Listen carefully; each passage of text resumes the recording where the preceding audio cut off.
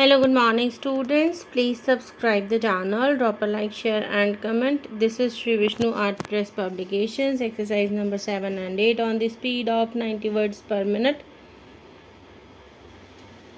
Start.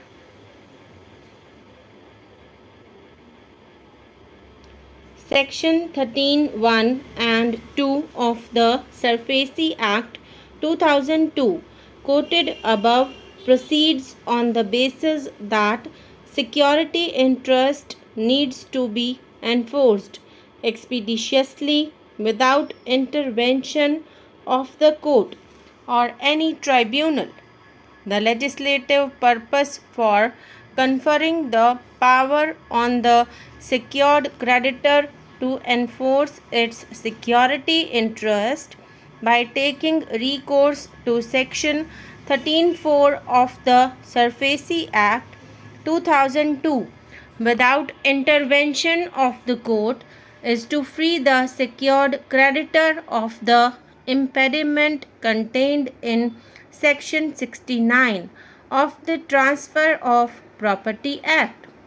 Under the provisions of the S.P. Act 2002, a secured creditor is empowered by virtue of Section 13 of the said Act to take any of the measure including the sale of secured assets without intervention of the court and notwithstanding the limitation of Section 69 of the Transfer of Property Act.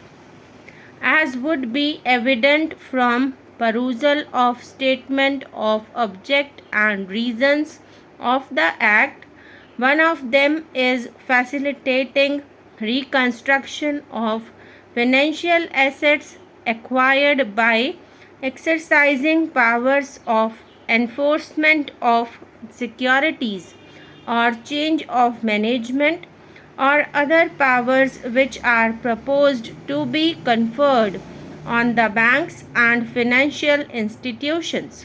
The scheme of the S.P. Act 2002 makes it clear that it does not deal with the dispute between the secured creditors and the borrowers, and on the contrary, it deals with the rights of the secured creditors.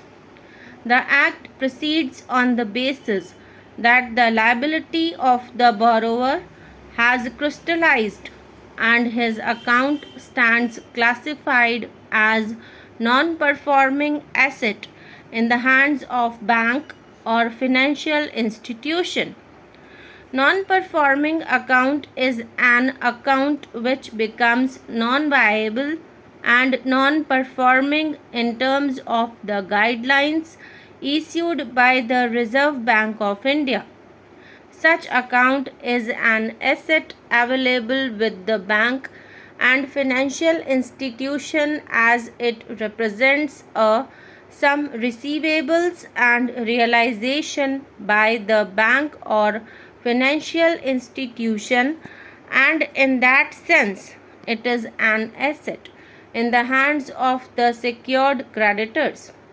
S.P. Act 2002 was primarily enacted to reduce the non-performing assets by adopting such measures for recovery which was fast and uninterrupted by any intervention of the court or tribunal, but also for reconstruction. Under the provisions of the S.P. Act 2002, all the rights vested in the secured creditors in respect of a non-performing account which is a crystallized liability could be assigned to the asset management company and asset reconstruction company, which in turn steps into the shoe of the secured creditor, namely the bank or the financial institution. The same is clearly reflected from a bare reading of Section 5(2) of the S.P. Act 2002, as well as the definition of the asset reconstruction contained in Section 2B and secularization in Section 2Z and Section 10 of the Act, which prescribes the function of secularization company and the reconstruction company under which it can act as an agent of any bank or financial institution for the purpose of recovering dues from the borrower on payment of such fee and charges as may be mutually agreed upon between the parties. Sri Rahul Sripath further submitted that when a delegate is empowered by Parliament to enact a policy and to issue directions which have a statutory force, and when the delegate issues such guidelines having statutory force, such guidelines have to be read as supplement to the provisions of 1949 Act. Section 21 of 1949 Act empowers Reserve Bank of India in the interest of the banking policy to lay down guidelines in relation to advances to be followed by the banking companies. Thus, the guidelines are issued by the RBI for classification of NPA from time to time as a restructuring measure in order to avoid setbacks in the banking system. The NPAs do not generate interest and are account receivables. The object of issuance of NPA guidelines by the RBI is to minimize the problem of credit risk. The corporate debt restructuring is one of the methods for reducing NPAs, and such restructuring as a matter of banking policy cannot be treated as trading. One has to keep in mind the object behind enactment of the 1949 Act. The said guidelines are a part of credit appraisal mechanism. Dealing in NPAs as part of the credit appraisal mechanism and as a part of restructuring mechanism falls within Section 21. Read with Section 35A of the 1949 Act. The obligations under a contract cannot be assigned except with the consent of the promises, and when such consent is given, it is really a novation resulting in substitution of liabilities.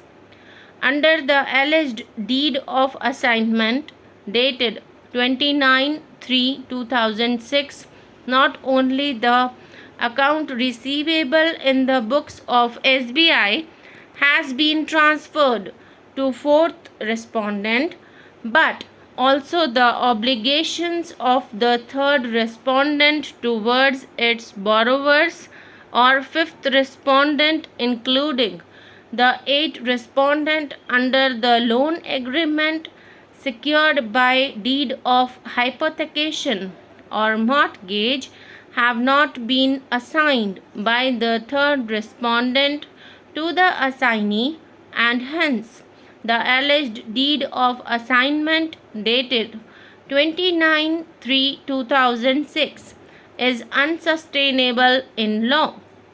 It has been submitted that no proper stamp duty as payable in the state of UP has been paid over the alleged assignment deed when the same is used to enforce rights over the immovable properties situated in the state of UP, and before the said alleged deed of assignment is to be considered and taken as a valid document, the same is required to be impounded, and the deficit stamp duty is to be recovered from the party concerned in terms of the provisions contained in the Indian Stamp Act and other laws in force for the time being.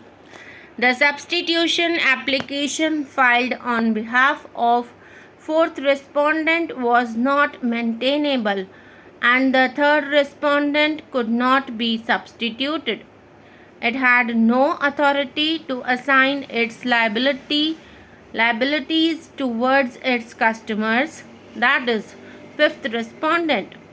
The tribunal, by an ex parte order, had allowed the substitution application without even issuing any notice on the substitution application to all the concerned parties to the litigation before the first respondent, including the eighth respondent.